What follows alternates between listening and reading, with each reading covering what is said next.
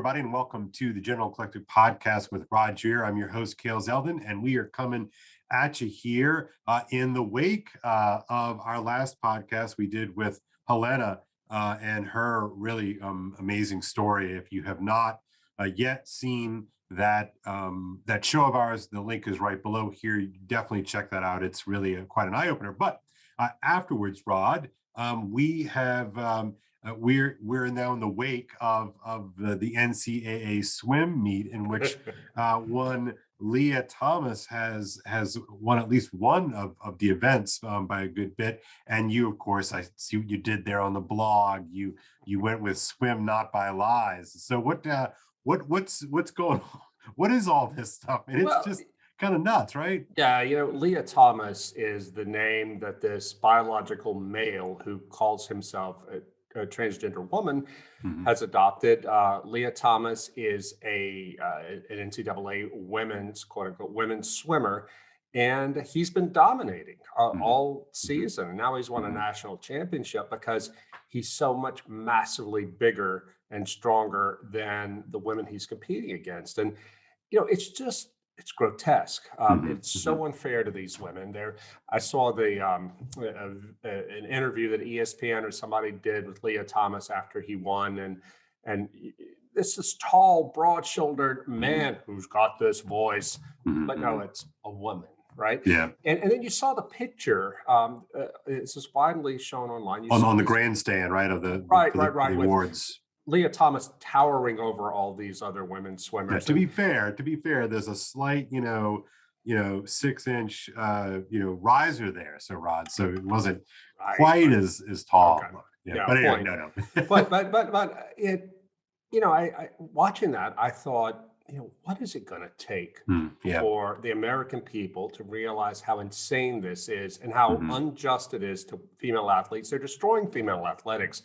But what came to mind, and I quoted this in the Swim Not by Lies blog post, Orwell had a line from 1984 where he says the party's final and most essential command was to teach people not to believe their eyes and their ears. Well, why is it the most essential command? It's the most essential command because if the party can get people to disbelieve the testimony of their senses, the most basic thing they have, for ideological reasons, then they're putty. People are putty in the hands of the controllers.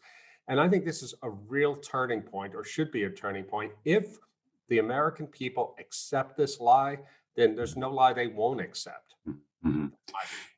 Yeah, it sort of gets at the matter of it all, right? That matter is either real or it's infinitely fungible.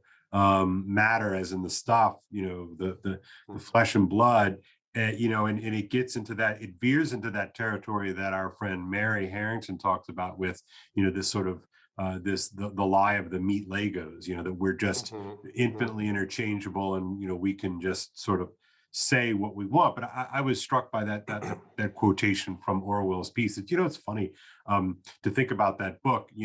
Those members of the audience, if you're fans or you hate watch us or whatnot, we've talked about 1984 before. We've talked about Brave New World before, and I guess what is so surprising to me is that any of this stuff is surprising. And what I mean by that is, this stuff, 1984 and Brave New World, I mean, that's a little bit almost trite in our sort of orbits, where we say, is the soft totalitarianism going to be the hard version of 1984, or this sort of softer adopted form of Brave New World? And it would seem that both of these books, written before the Second World War, right? I think Orwell might have come out after the Second World War. 48. I think he wrote it in 47, 48, which is when he flipped it to become 1984, some indeterminate time in the future, I think is the idea. But anyway, my point being is that, these have been very popular works and people have read them. And yet, here we are. I don't know what to make of that. Well, and the way that the two intersect, as we've talked about before, in Orwell's 1984, the state maintains absolute control through force and Right. through threatening pain and terror Mhm. and imprisonment. In Brave New World, it's more about comfort, Yeah. manipulating comfort and entertainment. But I Mhm. think where the two come together in a sort of Venn diagram around Leah Mhm. Thomas is Mhm. Mhm. that we are told that this is true, that Leah Thomas is a woman, and we must accept this out of compassion, right? Right. And, Right. and and I think about Matt Right. Schlapp, the founder of CPAC, the guy who runs CPAC. He got into bit of trouble a couple of weeks ago by sending out a tweet saying, no No. matter what you think about Leah Thomas's swimming, Mhm. he used the pronoun, she Mhm. deserves our compassion, and it's going to be great to see what her journey takes her 30 years from now. Well, I mean, this is a real signal that Matt Schlapp was sending that this is starting to be normalized in conservative movement circles. He got a lot Mhm. of pushback on that, and as Mhm. he should, but man, it's a sort of thing where it makes you wonder what what use are conservatives if we won't even stand up and defend women athletes in Mhm. the face of this madness. One more point. I was told by someone, it may have been in the comments under that blog, but or maybe it's something else I read, that one of the reasons women athletes can't really speak out about this is Title IX. They don't want to be brought up on Title IX. Oh, Isn't that interesting? I hadn't even thought about that. Well, explain. Well, then I know exactly what you mean, but explain for us, Rod, why, because we've heard that expression. Oh, like somebody got Title IX. Right, right. It's this weird. The word is used in a couple of different ways. So, what do you mean by this? Well, yeah, They're scared to be Title IX. my understanding is that Title IX is, in addition to the Civil Rights Act, gives it's the aegis under which women's athletics was given, brought up to prominence within Mhm. collegiate sports. Mhm. And if you receive federal funding, then you must provide equal opportunities for women. And it's sort of this broad catch-all civil rights law that would prevent women, in this case, it would or could intimidate people into not criticizing Leah Thomas within the Because collegiate because she's a protected class. Because as a woman, oh gosh, right? whoa, okay, well that's rich, Plus that's a lot of, rich. yeah, exactly. Plus a lot of these women, female athletes, are there on scholarship, and if Mhm. they quit swimming to protest this injustice, they could lose their scholarship. So Mhm. they are, I when some people might say, well, where are these women, even these women athletes? Why are they even going along with this? Well, the Mhm. answer is because they could be kicked out of college or de facto lose their scholarships if Mhm. they protest. I think the real question is, why are the rest of us tolerating this garbage? Why are we not putting pressure on our politicians to fight the NCAA, sanction the NCAA, get involved here, Mhm. and demanding and forcing, using whatever powers the state has, to force the NCAA to stop this injustice, stop this insane discrimination. Well, why? This is. I think it's a. I think I'm being a little bit flip here, but I mean, why? What is? Look, it's not like Leah Thomas is getting a pass exactly in the public conversation. I mean, plenty of people. You and I are not the only two people who are saying like this is ridiculous. Now, Right. I granted, I mean, I know that people in the New York Times are not saying it's ridiculous. People on, Meet the Press are not saying that this is ridiculous. People in sort of official organs of the narrative are not saying this is The ridiculous. But cathedral, yeah. yeah, but certainly people are saying it's ridiculous.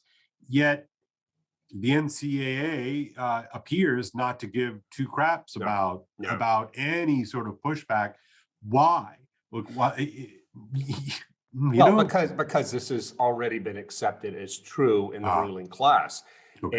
and not only do they accept it's true, because wokeness is best understood as a religion, Mhm. this is something dogmatic for them that they can't give up on. They believe, but I think that there's the more interesting political question is, yeah, sure, a lot of people are criticizing Leah Thomas, but nothing happens. Right. Yeah. And that's this sort of this lack of accountability that you and I have talked a little bit about this in a totally different context, I don't know, 10 episodes ago. I forget exactly when, but it's like there doesn't seem to be any kind of accountability structure.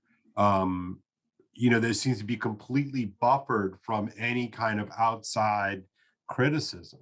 Well, that brings me to one of the things I was really wanting to talk Mhm. about with you, so we hadn't Mhm. talked to each other in a while. Yeah. This past weekend in Budapest, the Danube Institute held a really interesting conference about British conservatism in the post-liberal era. And Mhm. I went because I'm a fellow of the Danube Institute, and I'm interested in British conservatism. I was one of the few non-Brits there, and I heard a blockbuster Mhm. uh, talk by Eric Kaufman. Eric Kaufman is a Canadian academic who teaches at Birkbeck College, London. And I never really thought of him as a conservative, but until he appeared at this conference. And he had COVID, so he couldn't actually show up here, but he zoomed in. Oh, okay. And oh man, Kale, he laid it on the line. He has done some research for the Manhattan Institute in New York about the attitudes of the young towards woke issues, things like that. Right, And right. the top line of his talk was conservative politicians and activists have to fight the culture war like it is the most important thing they do. Why is this? He said, if you look at the young, you look at what young people believe about things like basic liberties like free speech. He said Right. most of them don't believe in it.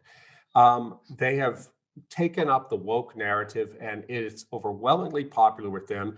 And he said that these are the people who are going to be moving into positions of power in the next decade or two. And it is going to be a radical revolution that is going to crush conservatives and anybody who cares about traditional civil liberties. He went on to say that there is nothing, not economic policy, not tax cuts, nothing more important than engaging on these issues. And the fact, he said, that so many conservative politicians are just sitting on their hands, and maybe they'll tweet something out or they'll say this is crazy, but they don't do anything about it, is damning. Well, He why are they gelded Yeah. so? I think for a couple of reasons, and he didn't, as I don't recall that he had a theory about that, but I think for a couple of reasons. First of all, lack of conviction. Second of all, they are still under the ridiculous assumption that this is something that young people are in, and once they get into the real world, boy, they're going to change.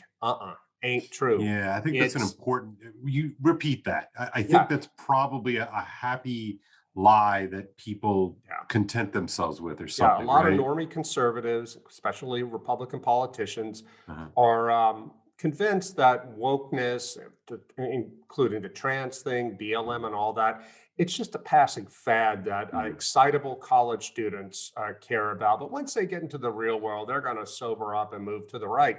It's not happening. And Eric Mhm. Kaufman, who's done the social science research, he said that this is a lie, and it's a lie that is causing conservatives to allow all this stuff to happen. I think it's also true that conservative politicians, especially at the national level, they live in certain circles, rarefied circles, where if they started talking about this stuff, they'll get the crap beat out of them by the Mhm. media. You bigot, you bigot, you bigot, and they just don't care. They don't need this because it's not something that's really important to them. They don't feel it viscerally, and if they're not getting pushback on it from their constituents, why take the risk? I've said on this podcast and in my writing many times Mhm. about what a wake up call it was for me to go to Capitol Hill in the wake of Obergefell and Yeah, to yeah, find yeah. that the Republican Party, which controlled Congress, Repeat then the story, because you have not said that story on this podcast in a have I very not? long time. Yeah, You've referenced it before, but I do think it's worth yeah, pointing, yeah. retelling the story. Yeah. Because Well, so it was such a watershed for you it personally. was I know. total Yeah. watershed for me. It was fall of 2015, a few months after the Obergefell ruling legalizing same-sex marriage, and I'd been invited to Capitol Hill to talk to a group of Christian members of congressional staffs. Most of them turned out to be Republican, and after that, I was invited to a private luncheon meeting with key Republican staffers from the Senate and the House side, all of them confessing Christians. They wanted to know more about the Benedict option. I hadn't written the book yet, but I've been writing about it. So I asked them at the meeting. I said, "Okay, we lost to Obergefell, we lost this issue, and that was a real blow. But tell me, what are the Republicans in Congress planning to do to strengthen religious liberty and the liberties of people who don't agree with the Obergefell?" Total silence, Kale. Silence around the table. Was it uncomfortable? I Oh, mean, very were uncomfortable. they uncomfortable by the They question that you seemed it. posed to them? I repeated the question. Oh, okay. And then one of them, because I couldn't believe what I was not hearing. And then finally, one of them said, well, there are no plans to deal with that. I remember leaving that meeting and walking across Capitol Hill back to my hotel and thinking, oh my God, we're on our own. We religious and social conservatives, because the Republican Party does not care. I think part of it is they don't want to offend the donor class, which is totally liberal on these issues. And they just didn't want to get caught up in culture war stuff because they don't think it's important. Well, here, fast forward to 2022, and here's Eric Kaufman. I don't know where he stands on LGBT or any of that, but he was talking more broadly about the way the left sees, especially the younger generation, sees civil liberties, sees tolerance, all the things that we're supposed to be about, and whether you're on the left or the right. He said, they don't care anymore. He said, it's going to be harder for conservatives to get jobs, they'll be excluded, and on and on and on. Similarly, at this same conference where we broke for coffee, I had a couple of conversations with people, both Christians. Two of them I know for sure are Christians, who were talking about how insane it has become in the UK. I mean, on the cultural front, you mean? On the cultural front, you're talking about, yeah. To be any sort of social or religious conservative, or a conservative in general, but especially a social or religious conservative, is to be persecuted, and it's not a joke. And I don't know if I'm free to talk about the particular things because I don't know if it would out these people, but I got to tell you, man, the stuff that's going on over there with Christians and social conservatives being pushed out or not being let in, it is not a joke. And what's happening in the UK today is coming to us tomorrow. So what Eric Kaufman's basic point was that the only thing that conservatives have now that capitalism has gone so woke, the only thing conservatives have is the power of the state.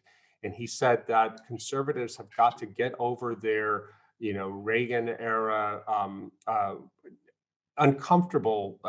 discomfort with using the power of the state to affect business or private or universities, things like that. Because if we don't, we're going to wake up one day and find ourselves completely marginalized, suppressed, discriminated against, and even persecuted. Yeah. I think that the relative discomfort that normie folks, as we like to say, it's just shorthand, right? But that with state power, I'm talking normie folks on the right, in the now the grandsons of the Reagan Revolution.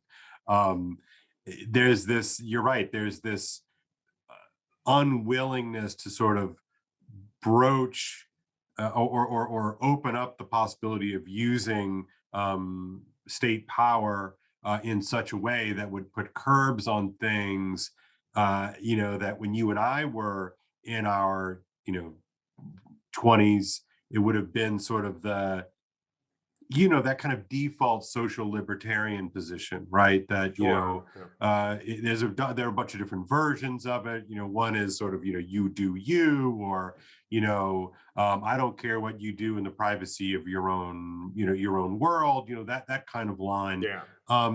But I don't feel comfortable with that as a sort of a viable position anymore, I guess. And yet, it's over. It's Yeah, done. right. It's over. It's over. And nobody really kind of wants to admit it, except those people who have no problem using state power to chase, for instance, religious conservatives out of the public commons. Well, I talked over the weekend to an English academic who Mhm. had been through a huge free speech controversy at his university. Mhm. And I mean, it was ugly. I read about some of this stuff in the British papers when it was going on. And he ended up prevailing, but he paid an extremely heavy cost. Mhm. And he was telling me that, there are so many people he would talk to when he was going through all this, conservatives and not conservatives, like proper old fashioned liberals who hated Mhm. it, but Mhm. none of them would raise their voice.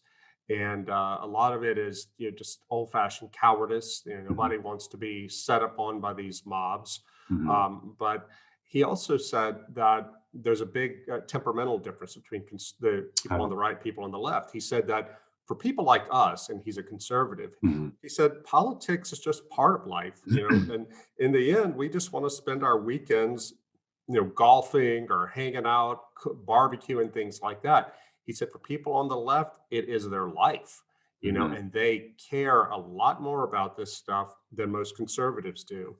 And this is the sort of thing that is getting us smashed and getting us to the point where, in not too long, if Eric Kaufman's research is correct, and not too much longer, we will be made to care, as Eric Erickson says, Mhm. and we will not be able to keep our jobs. This is happening. It's not paranoia.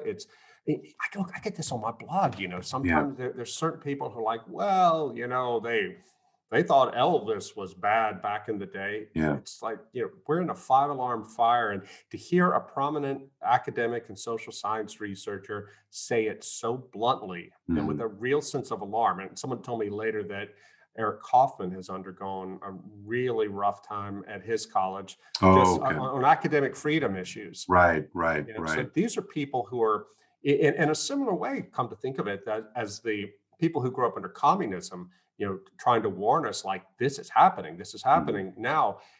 In a more direct way, English academics who are having to deal with this in British society, it's gone even further than in America, but we're all on the same spectrum. They're sounding the alarm too, like wake up and get active. Well, so my question then for us is like, okay, look, this is the kind of stuff that you and I talk about quite a bit, culture war stuff, and what does it mean, or how do you take him to mean that we have to fight the culture war, that because look, there's a certain contingent of folks who are allegedly tired of the culture war. Yeah. They don't want to talk about the culture war. They want to, like, why do we get so hung up on these sorts of things? I mean, Yeah. Kale, Rod, like, why do y'all care about this stuff? Like, what's wrong with you? What kind of like strange pathology are you masking by Mhm. caring about this so-called culture war? So that's my first question. We're going to get that, but number two, like, I mean, how do you fight such a thing? Well, all right. First question. If you have a daughter who's an athlete or who might have an athletic career ahead of her, you better care about this because Mhm. she's being dispossessed by these men, by these Mhm. biological men, under the cause Equity, of inclusion. equity, inclusion, diversity, Mhm. justice, Mhm. blah, blah, blah. Mhm. Secondly, and this goes into your second question too, we now know that in many schools around the country, critical race theory has been mainstreamed. And parents began to find out about this during COVID and Mhm. through the activism of some of the folks in Loudoun County, Virginia, Yep. as well as Christopher Rufo, who is doing great work exposing this stuff nationwide.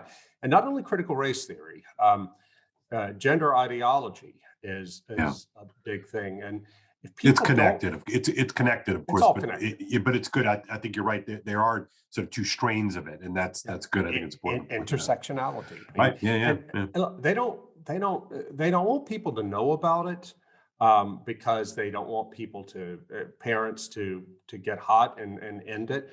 But when people know about it, they raise hell. I mean, the activists raise hell when parents start complaining. And this brings us to Florida. Uh, Governor Ron DeSantis, the Republican governor of Florida, recently, and the Republican legislature recently passed a law that would forbid in public schools um, teachers from presenting sexuality, gender ideology, all that sort of thing to kids third grade and younger. The left calls this the "Don't Say Gay" bill, even though there's nothing in there about that. But this is, and the left has gotten lots of mileage in the media and among woke capitalists. Oh my God, marathons of mileage out of this. I mean, I mean, it's called the "Don't Say Gay" bill. I mean, you scratch anybody, they'll tell you that that's they'll tell you that that's what the bill is. Yeah, and it's a lie. But DeSantis has held a line there, and Disney criticized him. Walt Disney World is a big employer in Florida, and they criticized him. And DeSantis said, I mean, I can't believe a Republican politician said this, but DeSantis said, "Listen, it's more important for me to be faithful to the interest of the people of Florida than to woke corporations." Right. Well, and he's right about that. And I think that this is the sort of fight that Republicans, if they knew what was good for them, would welcome. Because when people are talking about their kids, they could be as tolerant as very tolerant about LGBT, but they don't want their kids propagandized for this stuff. Right. Well, it turns out that I'm not sure when this podcast is going to go up, but this week, gay LGBT employees of Disney are planning staged walkouts to protest the fact that, in their view, the Walt Disney Corporation did not do enough to protest the "Don't Say Gay" bill. Well, you might have seen on my blog this week, I released an open letter that some conservative employees of Disney anonymously sent, because they're terrified for their jobs, anonymously released, telling the Walt Disney Company that they're terrified, that working at Disney has become such a toxic workplace for anybody who doesn't agree with wokeness. Like this staged walkout, all planned on the Slack channels in Disney. Using the Slack channels on company time to plan a protest against the company. It's just so rich. Oh my God. It is. And look, these woke capitalist CEOs are gutless, and they won't stand up against it. But so the only thing left to us as conservatives is political action, such as what Governor DeSantis and the Republican legislature did, simply to say, we got to defend our kids. Our kids are too young to have to deal with this. And I really think that it is past time for people to get mad and get active and get mad at your Republican politicians who don't have the guts to do what Ron DeSantis and the Republican legislature in Florida have done, and take the culture war to the left. The left keeps winning and winning and winning because conservatives in our country, most of them don't care about conserving anything, or they really care about tweeting and going to Charlie Kirk rallies where people, act like asses and have a great time, but they don't change anything. Right. Well, so there was a story, I don't know if you remember this. This was about maybe 2 months ago, maybe more. And tell me if you remember it, because I do think this could be an insight into maybe we might see some changes here. But at any rate, Senator Cruz of Texas, apparently, his daughter, who's in high school, I think she goes to an independent school. They live in Houston, right? Yeah. She apparently goes to a high-end, independent prep school in Houston, and somebody got a hold of her Instagram account or something like this, and on her Instagram. Whatever one of her socials, she was like, well, I don't believe any of the stupid stuff my dad believes, and all, and that whole sort of thing. So much of the story was about, incorrectly. I don't disagree with this. I'm like, look, Lee, there should not be a story about a senator's high school daughter. This should not be a news thing. There should be some sort of recognition that this is not something, as much as we might hate Ted Cruz, right? As the media folks, let's it shouldn't be a story Fair enough. I would agree with that those sort of rules of engagement, rules of decorum. But what is interesting to me about that is, Senator Cruz is a conservative, probably one of the highest profile, conservative politicians in the nation. Mm-hmm. I find it fascinating that even Ted Cruz has a daughter that gets captured by the woke online left. Yeah. And so nobody's really talked about this, and I'm sort of kind of waiting to see if Cruz would do something about it. Maybe not in a rash fashion or anything like that. And he's in a delicate situation because he's dealing with his family and his daughter and all of that sort of stuff. But like, that's something that's hitting home. I mean, like literally. Yeah. And what's interesting to me about it is that fine, you can go on, you can go on and prattle on about X, Y, and Z in the public space about, Republican issue X and Y and Z and, complain about this, that, but man, are your eyes open now, Senator Cruz? We've talked about, your kids are being colonized right under your noses. You and I both know this as dads of teenagers. Is that if you're not vigilant, look, my daughter has a laptop for high school. It's like, I can't tell you with absolute certainty right now. I mean, she and I have conversations about this stuff all the time, but I can't tell you with absolute certainty right now. And as we're filming this podcast, that she's not prey to that stuff.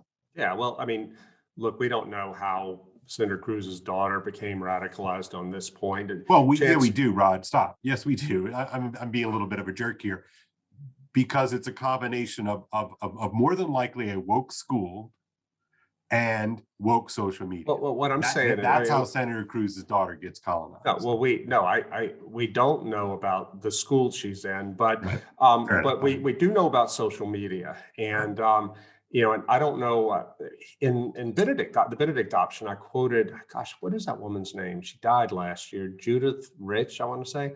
Anyway, she wrote a book about adolescents and how they the nurture theory or something. Assumption or something. The nurture assumption.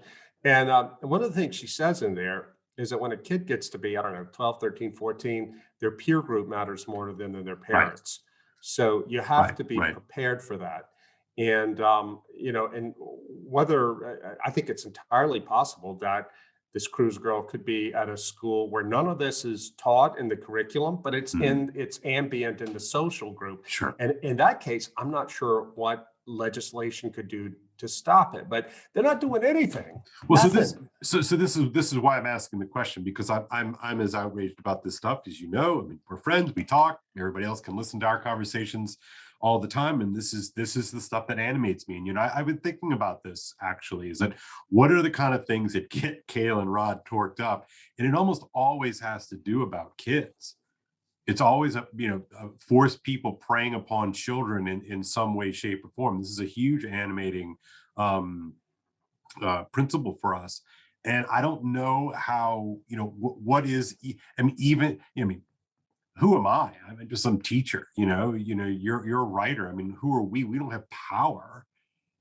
In any kind of big sense. Senator Cruz, in theory, has power. Yeah. He's a powerful senator of the one of the largest states in the country, and high profile and all this sort of stuff, and yet there's no boundary. No. And this also this weekend there was I met a guy outside the conference, a visiting Brit who is involved in political activism, and he told me that he's convinced that the next stage in all this is going to be the sexualization of children, the open sexualization of children. I said, well, I kind of think that too, but what makes you think that? And he gave me some specifics. He said that you're already seeing in the UK a lot of pushback against any claim, pushback by the educational establishment, Establishment. and others against the claim that parents have rights. And he told me that he had been at a conference last year, a meeting between, there were some religious people there, Jewish, Muslim, Christian, and Mm-hmm. also educational people. They were talking about standards or something. Mm-hmm. And he said a Jewish man there said that just made the statement that parents should have the right to the education of their children when it came to sexuality. My interlocutor said the entire group of teachers and principals or whatever just erupted. He said, Rod, they erupted. Oh. It was like the mask dropped and they all started talking about the autonomy of children. It's important to defend the autonomy of children, blah, blah, blah. And he said, and they over and against the parents. Parents, yeah. And, and we see this in our own country with these policies that many schools have in place, where if a kid announces that they're trans at the school has a formal policy not to let the parents know. Well, this Brit was telling me that he said, it's really clear to me, having been a longtime observer of how these social movements go, that this is going to be the next thing. Once you've established the autonomy of the children as decision makers over their parents, even in models of sexual and gender identity, what is to stop the argument for children being able to consent to sex? And this is the crazy thing. People always, the left always says, no, children can't consent. Oh, yeah, I agree they can't. There's no such thing as informed consent for a child. But if we've already established that a young child can know with unfailing accuracy that they're really a male if they have female genitalia, or vice versa, then it's an illusion that they're going to be protected by informed consent for sexuality.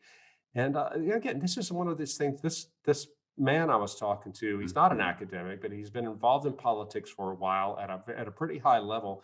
And he said, "Rod, it's coming, and it's right around the corner, and normies don't even realize it." Yeah, so I'm trying to anticipate what somebody in that kind of headspace would say.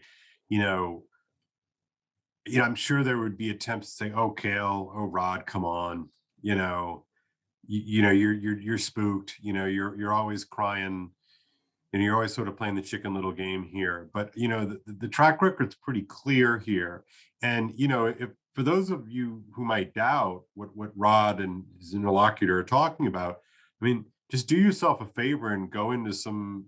I mean, a lot of this is done under the heading of social and emotional learning. It's called SEL. And it's why is it that at least a couple of times a day, you go in libs of TikTok and you see some teacher talking about how excited he, she, they are because today they got to come out to their students, or today that one of their students trusted them, the teacher, to come out to, and and you're just like, what the hell is going on in schools? I mean, like, what is this? Yeah. And I have certain responsibilities. Like, I'm a teacher, so next week I'm going to start teaching Frankenstein. That's what my responsibility is. And we're going to learn how to read, and we're going to learn how to talk about it, and we're going to learn how to write about it. Like, that's what we're doing. Like, I can't even imagine, in the middle of all that, in which I would start encouraging kids to talk to me about their sexuality. Yeah, I mean, yeah, and look, why is it, Kale, that you can have, if some teachers can get arrested for talking about sex in certain contexts to kids, but they can get promoted for doing it in this way? I mean, it's crazy. But to go back to Eric Kaufman, this is the sort of thing that you and I talk about all the time, what's happening. But Eric Kaufman is saying, politicians have to get active here, and they're not going to get active unless normally conservative parents and start pressing them on it and demanding action. I had a coffee tonight here in Budapest with a visiting American journalist, a really prominent conservative journalist. And we were talking about what Ron DeSantis done down in Florida. And this journalist said to me, he said, this is the sort of fight that conservative politicians should relish, should welcome, because it's important, and the media are going to hate it, and the libs are going to hate it. But ordinary people, even a lot of liberal families, who are too intimidated to speak up about it, they want to be the ones to talk to their kids about this stuff, not the school. They don't want the school, colonizing their kids' minds like this about a topic so controversial and so intimate. Yeah, I'm stuck here because I don't know, in light of what you're talking about with Kaufman's speech, I don't know what that would look like. Like, what would fighting look like? Yeah. It looks like Ron DeSantis. It looks like Chris Rufo. It looks like the Loudoun County people, ceasing to be intimidated by these bullies, these cry bullies, in the groups like GLAAD, the media, things like that. Because you know what, you're going to take a lot of crap. Chris Rufo takes a lot of crap. Sure. And he keeps fighting because he cares about kids, and he cares about these issues. And I mean, I barely know him, but I think he's a normal person who doesn't want to see his country destroyed by these race hustlers and these gender ideologues. Okay, so we talked about Republican politicians. Why is there such a deep reluctance on the part of most conservative intellectual class, both academics, the three that exist or whatever, and the fairly sizable chunk of folks like you? You live and you work in media spaces. It's conservative media, and that's fine. But I mean, there seems to also be a deep reluctance on many conservative pundit class types to really talk about this stuff. It's like it's almost treated like it's kind of unseemly. It's kind of bad manners to sort of talk too much about this. Right. You know what I'm talking about? I mean, I totally yeah, get it. God. Because they don't want to be beat up in their social circles, and they don't want to be their wives don't want to be beat up by other women who are like, you're being monstrous, you're cruel. Because we see what happens on the whole trans issues. Like, the first thing they always go to is suicide. Like, how many dead trans children, and nobody wants to deal with that. I don't want to deal with that. Of course not. I mean, who does? Well, this is what was so, go ahead. Sorry, go ahead. Well, I was going to say, I think also a non-trivial number of them have already gone over to the other side. And we saw this. Meaning, what do you mean already gone over? They already accept some of this stuff, some or all of it, Okay. And I think look, back when the whole gay marriage thing was coming out, most conservatives in Washington and in the conservative media world had no problem with gay marriage. They knew that most of their readers might have had a problem with it, but they didn't have a problem with it. It made them really uncomfortable to be thought of as conservatives who are bigots, even though they might already have accepted gay marriage, the Andrew Sullivan position. Well, I think something similar is happening with trans. As transgenderism has become normalized in middle-class professional communities, those people who are conservatives within those communities who see this as something really wrong start to question themselves. Like, my nice neighbors, my friends, they've all gone over on it. What's wrong with me? And I think you saw some of this play out in the recent controversy over Dave Rubin and his the babies he is expecting with his legal husband. I mean, you may have been following this more closely than I have. But I have. Dave Rubin is the popular broadcaster. He's more of a libertarian conservative. He announced on Instagram or his website or something that he and his legal husband are expecting, I think, 2 babies by a surrogate. And he was flooded, or not I say flooded, but people like Chris Rufo, Dennis Prager, Glenn Beck, and other conservatives. Well, PragerU, Blaze TV. I mean, fair. I didn't see from private accounts Yeah, But yeah. nonetheless, I But get no, your point. I just want to make sure, because people might carp or nitpick on you on that. sure. Well, no, but I mean, and Glenn Beck even had him on his show, Dave Rubin on his show. Well, I think this is shocking because not because. Let me back up.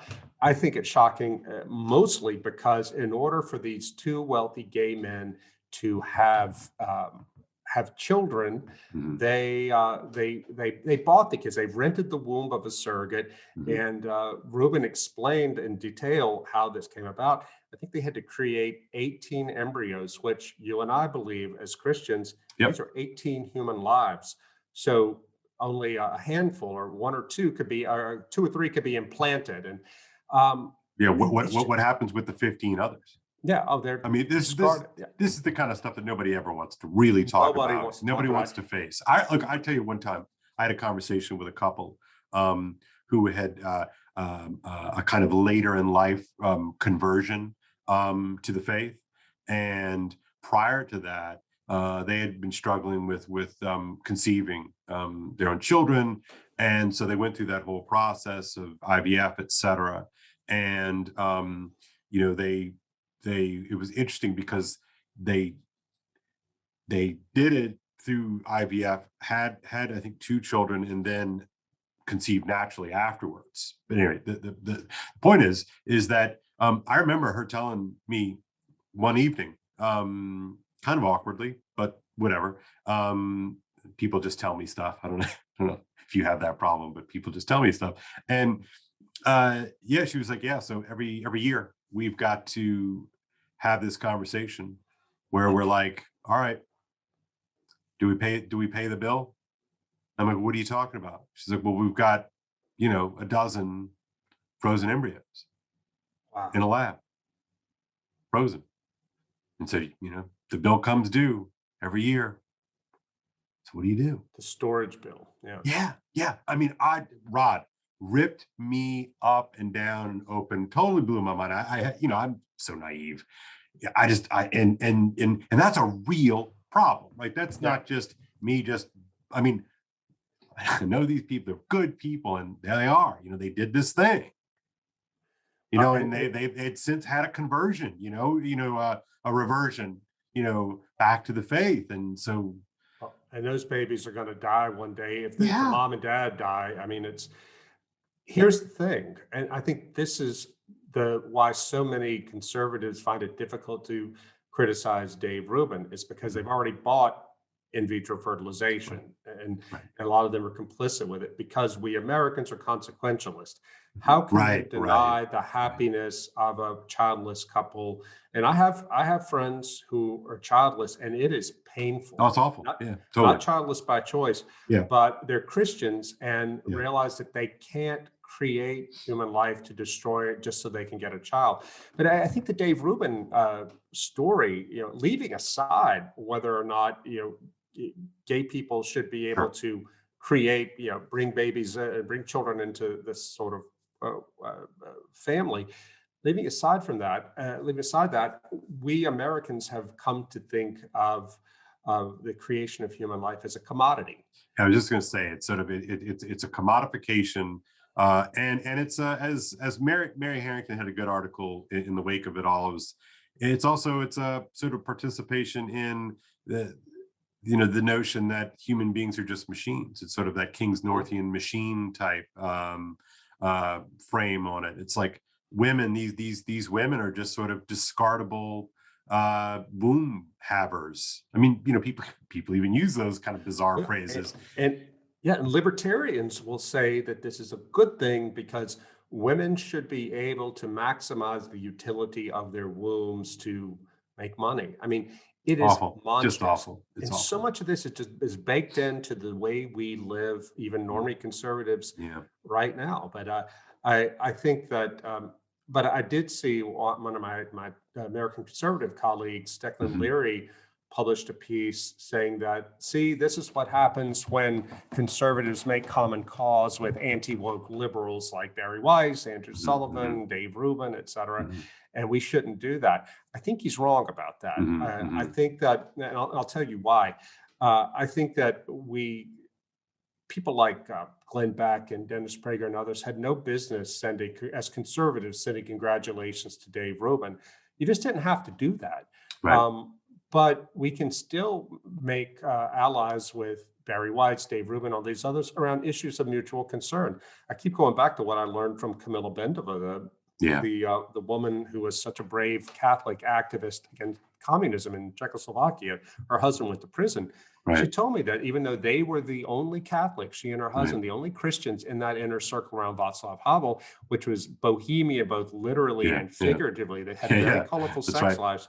Mm-hmm. She said that it was so hard to find people with courage to stand up to communism then. So if you find people who are brave and standing up to totalitarianism, then you need to find a way to work with them. I don't have any problem working with any of those people on issues that concern us both. Mm-hmm. And I think it's a false choice to be made. Either we approve of everything Barry Weiss, Andrew Sullivan, Dave Rubin do, or we have to disapprove of everything with them. But I think it falls to conservatives not to do things like congratulate Dave Rubin and his legal husband for this. Well, because you can't simply pepper over those differences, because you and I we do believe that these are differences of substance. But independent of that, coalitions are important, and it's given the sort of the fact that we are in a tough spot here. Both of us, but I am, but just as being, conservative, out conservatives in the spaces we inhabit, having a coalition is probably better than not having a coalition. So I agree. I think there's maybe some nuances is called for, but what I am struck by our willingness to even commodify the most sacred thing, that we as human beings can do, which is to procreate. It's a real thing. It's a beautiful thing. It's an amazing thing. And to think that you can just sort of game it is really sad to me. Well, I mean, this is one more facet of the fact that we live in a post-Christian civilization. Mm-hmm. And I'm going this week to speak at the National Conservatism Convention in Brussels, Conference of Brussels. And I'm going to be talking about the role of the church in the nation. Mm-hmm. And one of the things I'm going to be telling the group here is that we have got to recover our faith. And it's not just enough for our faith to be political. Right. We have to use politics to create the conditions under which the faith can flourish. And practically speaking, for example, passing laws that protect freedom of speech, freedom of religion, defending freedom of religion publicly when it is threatened, and so on and so forth. But I don't think that we can afford at this point, seeing that we're minorities, and certainly here in Europe where I am now, I mean, Christians are a tiny minority. We can't afford to alienate any friends we have. And I don't think too, and this is one thing that kind of lead us to maybe the last thing we can talk about today about Ukraine. I'm going to bring up Ukraine as an example of why integralism is a false choice or a dead end for us. Even, integralism meaning the idea that's popular among some Catholics that we should, there should be some sort of connection between church, formal connection between church and state, that we should have an established religion and so forth.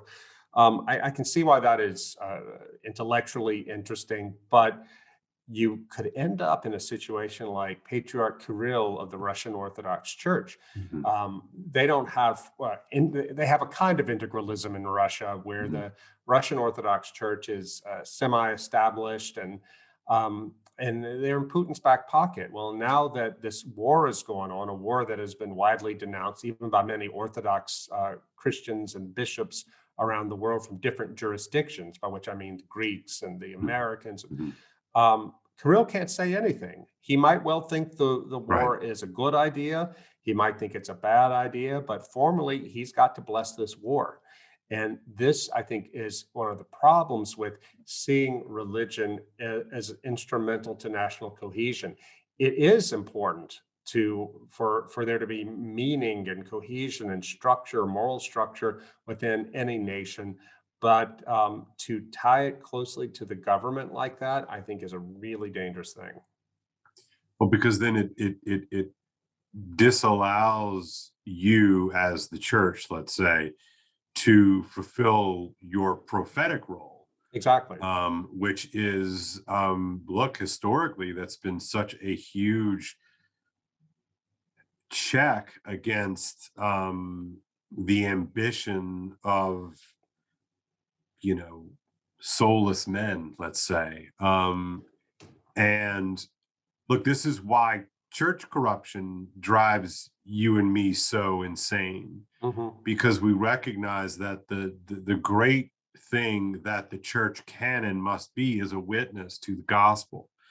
And if you give that up because of your personal corruption, if you give that up because you have sort of latched your wagon to someone who lacks mission sensitivity, let's say, it puts you in a position where you can't be church.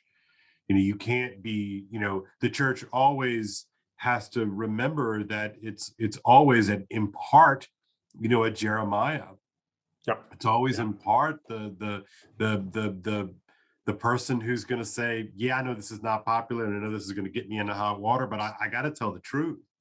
Yeah. And we're seeing, interestingly enough, right? I mean, we see, I believe personally that my own church has lost so much of its ability to witness to the truth for its own personal corruptions and its confusion that has been going on.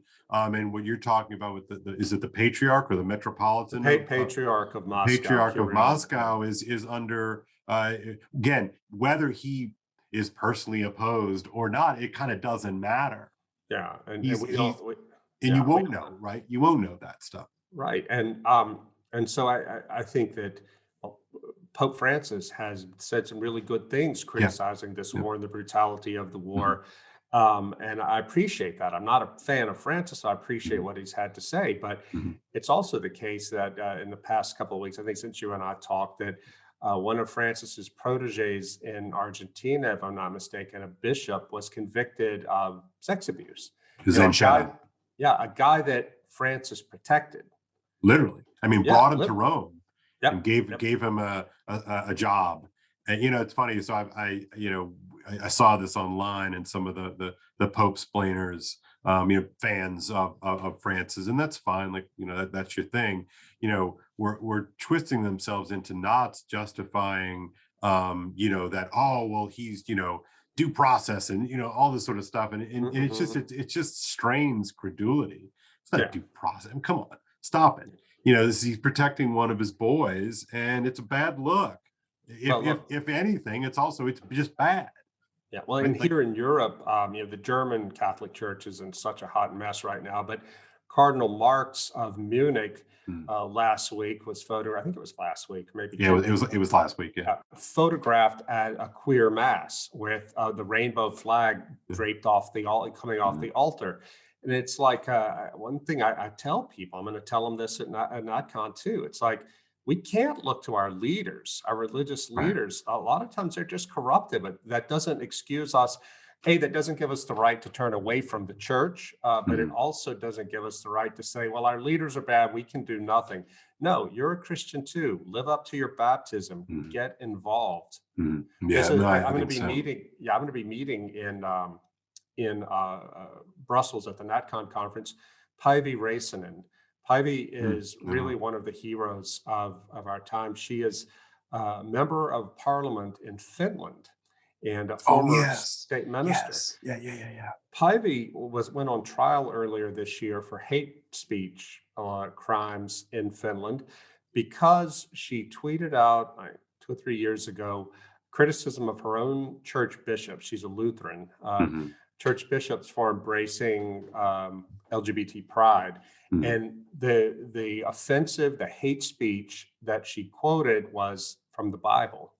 So, and they went also back and they charged her with, she wrote something back in, I think, 2004, a pamphlet explaining the Christian position against same-sex marriage. She's went on hate speech trial for that.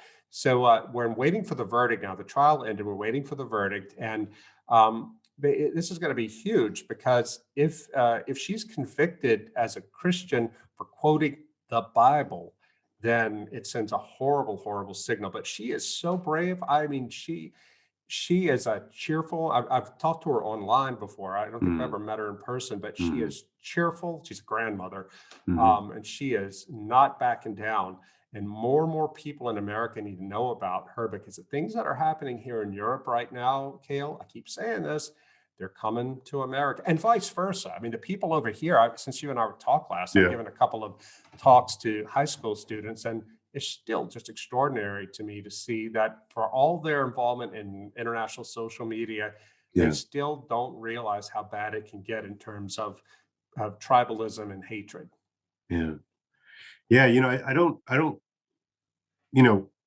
still don't know what the heck's going on in Ukraine. And there's this sort of the whole, what's real, what's meaningful, what can you trust? I mean, that's a part of it, but it has given me yet another reason to just constantly sort of check my own filter on this stuff. Not just Ukraine, but all of these various things, the stuff that you see come across your Twitter feed or on the news, et cetera. It's so difficult to figure out what's really going on. And I don't know, and part of me just has to think that is, that's almost like by design, to obscure as much as possible, to sort of keep everybody kind of confused and unorganized and maybe even dispirited. And so I love the fact that you're getting to go to these conferences now. I mean, that's one of the great things is things are reopening, right? And you can kind of there's just no substitute of getting in a room with people and having face-to-face conversations before and during and after these talks. It must be a real boon to your spirit, even if you have to talk about some really difficult things. Well, can I tell you, I met this one guy, and I'm going to need to wrap this up because I've got to write my speech. But I met this one guy. He wasn't a participant in the conference at all. He was just a layman, I guess you can say, who came to the conference. He's living and working in another European country, but he's a Canadian. And we had a really interesting conversation. We ended up going to dinner after the conference because he's a listener to this podcast. Oh, nice. So cool. But he's not a religious believer, but he said that his politics, he was raised in a left-wing secular family, but the craziness of woke politics about 5 or 6 years ago started to turn him and make a conservative out of him. And he's not a religious believer either, but he told me over dinner last night that he started to open his mind to it, because he said, I look around at what wokeness is doing and how this is working in our society, and I say, this is demonic. I said, oh, have you read Dostoevsky and that? He goes, I'm 50 pages in to demons or the possessed. Of course. And I thought, this is so interesting. Have never heard of anybody whose mind was open to the possibility that God is real, because he sees madness in society, and it makes him think that this is not ordinary. There's something intelligent and very dark at work.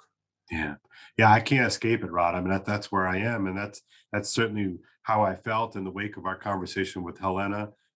It's sort of informing sort of the pattern formations that are happening in my head as I look around, and I'm trying to make sense out of it, just like everybody else. And it just seems, it seems like that, and I think it helps to see it that way, because maybe you'll have a sense of what we're up against, what you're up against. It being sober about that is important. I think so. Yeah, he gave me a lot to think about. I think I'm going to write my next Substack newsletter about it, and protecting his privacy. But But that was so striking to me. And it also made me think, as you knew it would, and one of your and my favorite themes is the total inadequacy of the official church right now in facing Right. up to this moment.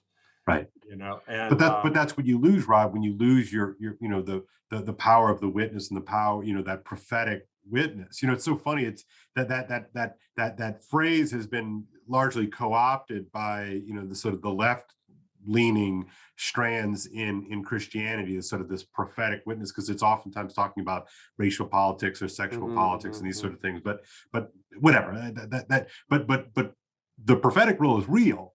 Even if I don't think it's about what they're talking about in terms of its prophetic role, but the prophetic role is ultimately supernatural. And I think my frustration with the way that people tend to talk about the prophetic role is it's something totally imminent. It's something totally social justice. Yeah, right. And rather the only thing. I mean, it's like, I have friends of mine who are struggling with the faith and struggling with everything that's going on, and you talk to them about like the good parts of God and the saints and all that sort of stuff, and it's like I'm not there. I can't get there. But you start talking about evil, like supernatural evil, not just the guy who steals $5 from you, like real evil, and it's like, that's real. Yeah. And so so I think there's a real opportunity for those of us who would witness to the truths of the faith to recognize that people might have a harder time with the niceties of the faith, but evil's real. And when you encounter evil, it has a way of you can't just shed this stuff willy-nilly. No, you can't. And that I ended up telling my friend at dinner, my new friend, about how that was part of what brought me to faith ultimately, was getting to know this exorcist down in Louisiana and going with him on one of his rounds, and seeing the manifestation of inexplicable by any material means manifestation of evil spirits. And this was just a day at work for him. But and it's that sort of thing that once you've seen it, it's very hard to unsee it. But it forces you to deal with some difficult questions, like, if this is happening, Right. then what do I do about it? I can turn away from it, but you can't forget it. Right. That's why the sacraments are the answer. We might sound pat as we say that, but you and I both believe ultimately the answer for the meaning crisis and the answer of the war is ultimately religious, and it would do us well to remember that and to preach that out loud. I think that's where this is headed. So yeah. Anyway. Well, next time we talk, I'll give a report from NatCon. There's some, like I said, some really interesting people that are going to be there. And as you said, Kale, it really is true to have this fellowship, these friends that you make, that people you never heard of before, but you realize you have so much in common and you can help each other. And one of the great things that I've loved about being here in Hungary is seeing good things happening in this country and helping other people to see it. I wrote this thing the other day on my attack blog about how the New York Times had one of their liberal op-ed columnists, Michelle Goldberg. Miss Goldberg, yeah. She parachuted in and gave something. She didn't even have to come here to write that column about how Victor, this is not a free country, and the election's coming up, and the liberal challenger, and is he going to be the one that's going to set this country free? And I'm just reading the thing, and I look. I'm an Orban supporter, but there are good reasons to be against Viktor Orban. But you're not going to find her in Michelle Goldberg's column. It's just the rehash of every anti-Orban trope that just has very little to do with life as it's actually lived here in Hungary. So, but Rod, it's not for that. No, it's not for the truth. It's not for any of the. It's fan servicing.